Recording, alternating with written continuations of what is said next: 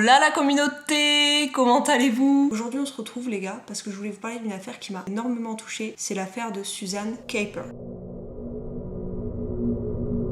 Alors déjà, pour vous mettre un peu dans le contexte et que vous compreniez l'histoire, qui est Suzanne? Suzanne, elle est née en 1976 en Angleterre, elle n'a jamais connu son père biologique car il a quitté sa mère avant même qu'elle naisse. À cette époque-là, Elizabeth Dunbar, donc la mère de Suzanne, va très mal vivre la situation. Elle va se retrouver seule à devoir élever ses deux filles et ce sont clairement des poids pour elle. Et ça va énormément se ressentir parce qu'elle n'arrive à leur montrer aucun signe d'affection. Ce qui, vous vous en doutez, va être extrêmement dur à vivre pour les filles qui sont très jeune. Sa mère va par la suite faire la rencontre de John Caper, avec qui elle va entamer donc une relation, et ils vont ensemble réussir à créer un environnement familial relativement stable pour Suzanne et sa sœur aînée, Michelle. Seulement, en 1990, le beau-père de Suzanne et sa mère vont se séparer après des années de désaccord. Plutôt que de vivre du coup avec leur mère, Suzanne et Michelle vont préférer emménager avec leur beau-père, John. Mais c'est loin d'être une situation stable parce que au cours des mois, voire même des années, les filles vont tout le temps déménager. Un coup chez Elizabeth, un coup chez John, un coup c'est les services sociaux qui les prennent en charge, un coup elles sont sur le canapé de leurs amis, bref vous l'aurez compris, ce n'est pas du tout une situation stable pour elles. Là on a parlé un peu du contexte familial dans lequel a grandi Suzanne. Maintenant laissez-moi un peu vous parler de sa personnalité. Suzanne, elle est décrite comme une fille innocente, gentille, pleine d'entrain, naïve, mais surtout prête à tout pour obtenir l'approbation des autres. Suzanne, en plus, après le divorce de son beau-père et sa mère, elle a eu beaucoup de mal à nouer des relations durables à cause du bouleversement constant dans sa vie personnelle en fait. Elle continuait sans cesse à lutter contre des problèmes d'abandon entre son père biologique qu'elle n'a pas connu parce qu'il est parti avant sa naissance et sa mère qui ne semblait pas du tout vouloir d'elle. Elle cherchait donc désespérément à être aimée. À 16 ans, donc 2 ans après le divorce de son beau-père et de sa mère, les enseignants de Suzanne vont commencer à signaler qu'elle manque l'école. En gros, elle a rapidement commencé à faire l'école buissonnière et à aller de maison en maison pour essayer de trouver de l'affection. Suzanne, à l'époque, elle a quelques amis, mais c'est loin d'être la personne la plus populaire de son école, et du coup, elle a toujours un vide en elle. Elle a toujours ce besoin d'affection, d'être aimée. Mais par la suite, Suzanne, elle va faire la connaissance de Clifford, qui a en plus le même âge qu'elle. En gros, il est assis au bord de la route, il a l'air attristé, donc elle l'approche, elle lui demande, voilà, qu'est-ce qui va pas, concrètement, qu'est-ce qu'il a. Clifford, il va lui expliquer qu'il a plein de soucis avec sa petite amie, que non, ça va pas trop, etc. Donc même si elle le connaît pas, Suzanne, elle est super gentille, et du coup, elle va le réconforter, ils s'entendent bien, c'est cool. Ils vont donc continuer à faire connaissance, etc.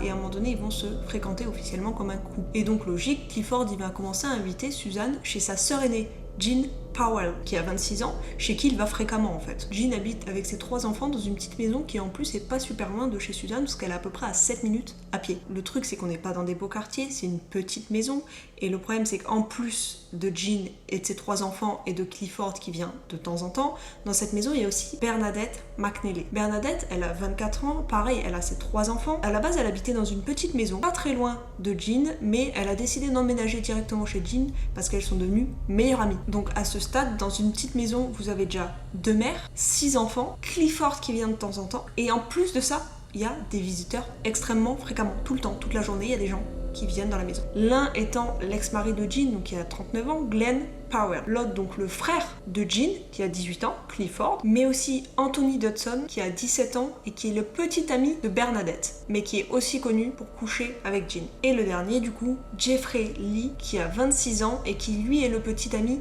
de Jean. Bref, vous l'aurez compris, c'est un joyeux bordel tout ça. Plus il y a de gens, plus Suzanne est comblée parce qu'elle reçoit énormément d'attention et c'est tout ce qu'elle veut depuis qu'elle est jeune. Vous avez un peu compris du coup dans quel environnement est Suzanne à 16 ans. Mais pour en rajouter un peu, c'est pas juste une maison dans laquelle il y a plein de monde et tout le monde couche ensemble, c'est aussi un centre de trafic de drogue, un centre de voitures volées, bref, un environnement très peu stable pour Suzanne qui passe énormément de temps là-bas en fait. Mais il faut savoir qu'en plus, Suzanne elle est encore plus comblée parce qu'elle s'occupe des enfants de Jean et Jean elle trouve ça super cool donc elle lui dit bon bah tu t'occupes de mes enfants, c'est cool, en échange je te laisse dormir sur le canapé, y a pas de souci, quand t'as besoin, tu viens. Le truc, c'est qu'après, Bernadette, donc là, comme je vous ai dit, elle a emménagé chez Jean. Et au final, au lieu de garder 3 enfants, Suzanne, elle devait garder les 6 enfants, en fait. Donc en gros, elle a gardé les 6 enfants, les autres, ils faisaient la fête. Mais Suzanne, ça lui allait parfaitement. Elle était comblée, les enfants l'adoraient, c'était une bonne babysitter. Sauf qu'au fur et à mesure des mois, les relations ont commencé à se dégrader. Et tout le monde commençait à de moins en moins respecter Suzanne, à de plus en plus l'intimider. Ils lui faisaient clairement aller chercher tout ce qu'ils voulaient eux. Ils la mettaient au défi même d'apprendre des cascades ultra dangereuses juste pour que eux, ça les divertisse. En plus de ça, Jean allait chercher Suzanne en cours pour que Suzanne vienne l'aider dans son boulot de femme de ménage. Du coup, c'est pour ça que les enseignants se plaignaient parce que Suzanne, elle loupait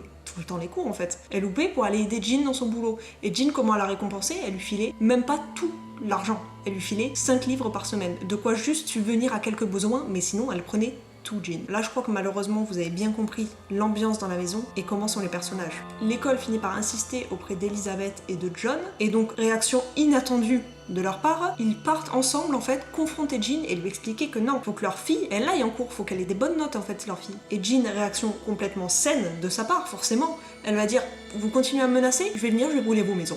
Donc clairement le beau-père et la mère n'insistent pas, ils rentrent chez eux, l'histoire se termine. Et Suzanne elle continue d'aller chez Jean parce qu'en fait elle est vraiment comblée par toute l'attention qu'elle reçoit. Elle en reçoit de personne d'autre, donc elle a besoin de ça Suzanne. Et elle la reçoit au final de ces gens-là, que ce soit positif ou négatif, elle a de l'attention. Mais tout bascule en novembre 1992. Ils commencent à se rendre compte que ça les gratte et qu'ils ont tous des poux pubiens. Et du coup, ils se réunissent tous pour dire attendez, comment on les a eu, qui nous les a fourgués? C'est jamais très glorieux d'avoir des poux pubiens et du coup, personne se dénonce. Sauf que tout le monde continue à parler, tout le monde accuse tout le monde, mais vu que personne n'avoue, à un moment donné, il faut trouver un coupable. Et le coupable, ça va être Suzanne. En même temps, personne ne la respecte, autant accuser Suzanne.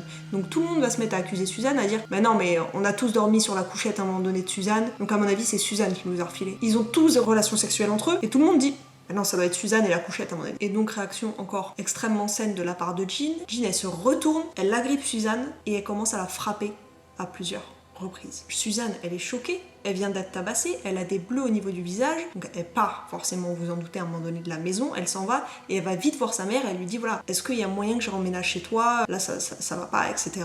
Sauf que sa mère, elle vient d'avoir un nouvel appartement avec un nouveau copain et du coup elle se dit ça se trouve ça va créer encore des problèmes, etc. Donc elle refuse. Du coup Suzanne elle se retrouve à réemménager chez son beau-père John. Mais le 7 décembre 1992, Jean appelle Suzanne et elle s'excuse. Premièrement, elle dit je suis désolée, écoute vraiment, tu sais que je suis pas comme ça, je suis vraiment désolée, je sais pas ce qui m'a pris. Et en plus, vraiment, tu peux revenir à la maison. Si tu reviens, écoute, sache que tu sais le gars pour lequel t'as eu un crush, mais il est à la maison, et il a envie de te voir. Donc viens le voir, il t'attend. Réaction de Suzanne, c'est bah, mon ami s'est excusé, en plus je vais voir le gars pour lequel je craque et tout, elle est trop contente en fait. Clairement, elle est trop contente. Sauf que laissez-moi vous dire à quel point tout ce qui va se passer par la suite m'a traumatisée. Suzanne, elle se pomponne, elle est contente, elle va voir le fameux garçon, donc elle se pointe chez Jean, mais au moment où elle arrive, elle a à peine le temps de poser ses pieds, que Glenn et Anthony vont l'attraper et vont commencer à la frapper. Sauf que ils ne s'arrêtent pas là parce que tout le groupe va la frapper en rigolant. Ils vont la tirer, ils vont lui raser les cheveux, ils vont lui raser les sourcils et ils vont la forcer à se raser les poils pubiens. Et donc ils vont demander par la suite à Suzanne de nettoyer tout le bordel qu'elle vient de mettre et ils vont continuer à la frapper, à lui lancer des objets. Après avoir nettoyé les ordres, ils vont continuer clairement à frapper Suzanne et à lui mettre des coups de pied toute la nuit. Ils vont même prendre un sac plastique, le mettre sur la tête de Suzanne, l'étouffer et le retirer juste avant qu'elle perde connaissance. Et après, ils vont la forcer à dormir dans un placard. Ils vont la mettre dans une armoire, fermée à clé. Ils vont la laisser dormir là-dedans. Vous voyez un peu tout le calvaire qu'est en train de vivre Suzanne.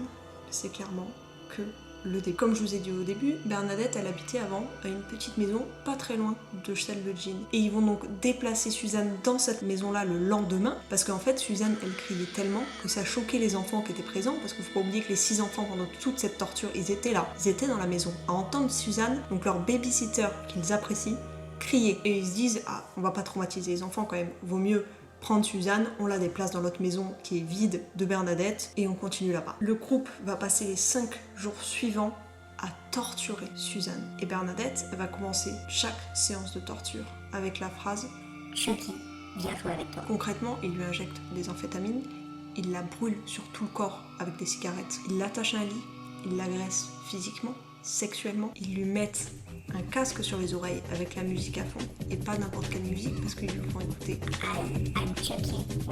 et ça tout le temps à fond tout le temps le casque pour la rendre dingue pendant qu'il la torture. Mais comme apparemment ça ne suffisait pas, Clifford et Jeffrey, quand ils vont passer à la maison au cours de la semaine, ils vont se mettre aussi à la torturer. En plus, Suzanne, elle avait pas le droit d'utiliser une salle de bain, donc elle devait faire tous ses besoins sur elle-même. Elle faisait sans cesse ses besoins sur elle, elle urinait dans la chambre où elle était placée et elle déféquait également. Et à un moment donné, quand ça sentait trop, que Suzanne elle sentait pas bon, il lui faisait prendre un bain à Suzanne. Mais vous en doutez, c'était pas du savon, c'était le liquide désinfectant. Et après, il frottait avec des brosses extrêmement dures, il frottait le corps de Suzanne. Donc Suzanne, sa peau était concrètement ouverte de partout. Après le bain, Clifford, que je rappelle qui est sorti avec Suzanne quand même, et surtout que Suzanne a énormément aidé quand il était pas bien, a pris une paire de pinces et a ordonné à Suzanne d'ouvrir la bouche. Et il a clairement dit à Suzanne « Maintenant, je vais t'arracher les dents. » il a commencé à tirer sur une dent avec sa pince, sauf qu'elle s'est cassée en deux. Donc qu'est-ce qu'il a fait? Il lui a frappé, il l'a frappé, il l'a frappé pour fragiliser les dents. Et à un moment donné, il a tiré tellement fort, il l'a tellement frappé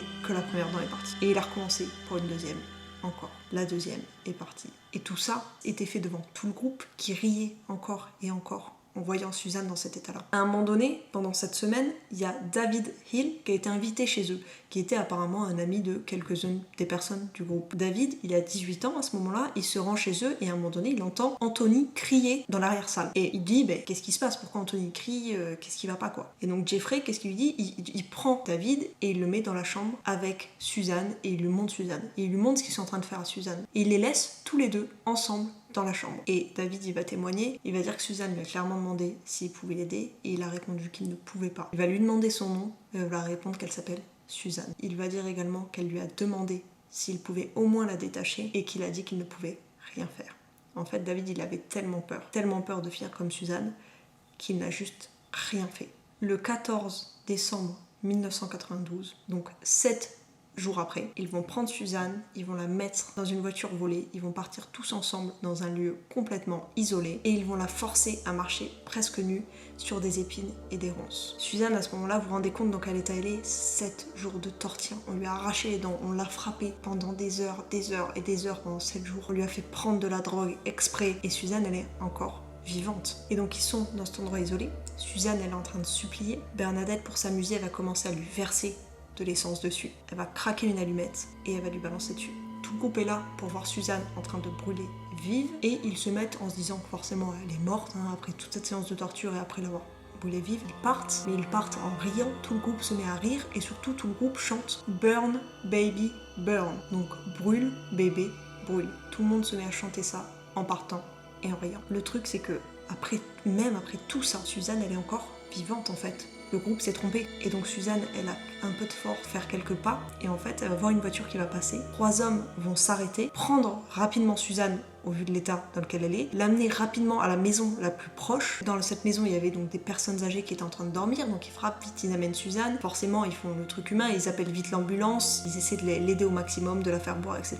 Et Suzanne elle boit 6 verres d'affilée, 6 verres d'eau d'affilée tellement elle était déshydratée. Et vous en doutez, elle peut rien porter, elle peut même pas porter un verre Suzanne, donc c'est aux personnes âgées de l'aider et aux hommes qui étaient présents de l'aider et de la faire boire. Les hommes et les personnes âgées décrivent ses mains comme des cendres, ses jambes ressemblent à de la viande crue, elle n'a plus de peau, elle n'a plus rien, et ses pieds sont complètement carbonisés. L'ambulance arrive sur les lieux, ils embarquent vite Suzanne à l'hôpital, sauf que Suzanne elle est tellement cramée et elle a tellement subi, elle n'a plus de cheveux, elle n'a plus rien, elle n'a plus de sourcils, elle n'est plus reconnaissable en fait tout simplement. Et pour vraiment vérifier son identité, ils vont être obligés de lui prendre donc ses empreintes sur le seul doigt qui lui reste. Le seul pouce qui lui reste, ils lui prennent l'empreinte et découvrent enfin que c'est Suzanne Caper. Suzanne a réussi, avant de tomber dans le coma, à donner le nom des 6 personnes qui lui ont fait ça et l'adresse. Sauf que 70% à 80% de son corps était clairement rempli de blessures extrêmement graves et du coup Suzanne n'a pas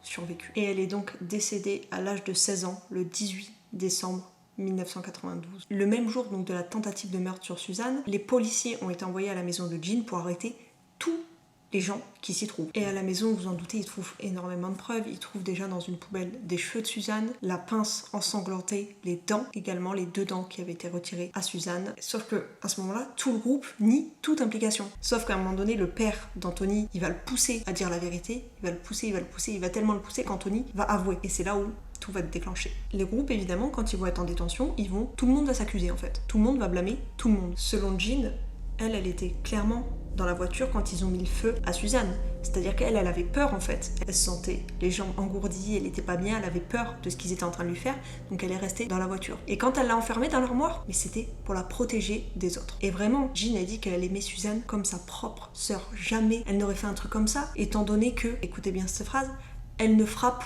même pas ses enfants. Donc pourquoi elle irait frapper Suzanne, sa propre sœur? Bernadette, elle va dire que oui, elle a tenu le bidon d'essence pour faire peur à Suzanne, mais seulement pour lui faire peur, et que c'est Anthony qui a récupéré le bidon d'essence, qui en a mis sur Suzanne et qui l'a fait cramer. C'est pas Bernadette. Mais Bernadette, en plus de tout ça, elle a injecté des amphétamines à Suzanne pour la protéger des injections d'héroïne que lui faisaient les autres. Tout ça, c'était pour la sécurité de Suzanne. Pareil, Anthony, il accuse un autre membre du groupe. Bref, tout le monde s'accuse. Le procès, il va commencer près d'1 an plus tard, c'est-à-dire qu'il va commencer en novembre 1993 et il va durer environ 22 jours. Donc le final, à quoi ils sont condamnés? Jean, Bernadette, Glenn et Anthony ont été reconnus coupables de meurtre, de complot et de séquestration. Donc Jean, Bernadette et Glenn ont été condamnés à perpétuité avec possibilité de faire une demande de libération conditionnelle après 25 ans uniquement. Anthony a été détenu pour une durée indéterminée avec possibilité pareil d'une demande de libération conditionnelle après 18 ans. Jeffrey, il a été condamné de meurtre et de complot et a été condamné à 12 ans de prison. Clifford, quant à lui, a été condamné pour complot mais a été complètement acquitté pour le meurtre de Suzanne. Il a donc été condamné à 15 ans de prison. Mais ce qui est fou, c'est qu'en 1994, donc 2 ans après les faits, quand même, on est vraiment très proche des faits, Jeffrey, il a fait appel et du coup sa peine de prison, elle a été réduite de 12 ans à 9 ans. Mais c'est pas tout. C'est qu'après, il a été libéré en 1998 avec sursis. Donc le gars, juste 4 ans après le meurtre de Suzanne. Clifford a été, lui, libéré en 2001 avec probation. Pour Anthony, en 2002, lui, sa période minimale sans libération conditionnelle, elle est passée de 18 ans à 16 ans. Donc pareil, il a gagné 2 ans. Et pour finir, en 2013, Bernadette, pareil, elle a fait appel. Et il faut savoir que, forcément, encore une fois, elle a réussi à réduire sa peine de 12 mois. Et elle a réussi à obtenir une libération conditionnelle en 2015 parce que, encore une fois, elle est décrite comme une prisonnière modèle. Mais cette personne, c'est une prisonnière modèle. Si on l'a libérée avant, hein. Et même si on retrouve bizarrement des lettres en sa possession qui prouvent qu'elle a des relations sexuelles avec le directeur de la prison, c'est pas grave. Je veux dire, cette meuf, c'est une prisonnière modèle après tout, hein. Bref, voilà la conclusion de cette histoire qui est... Je n'ai même pas les mots et je suis pas sûre qu'il y en ait pour décrire de tels actes. Si vous avez déjà entendu parler de cette histoire, si vous avez un avis dessus, n'hésitez pas à me le laisser en commentaire, je me ferai un plaisir de regarder, bien sûr. Et en attendant, je vous récupère pour dire au revoir, les gars. Et bien écoutez, on se fait de gros bisous et on se dit à vendredi prochain. Gros bisous!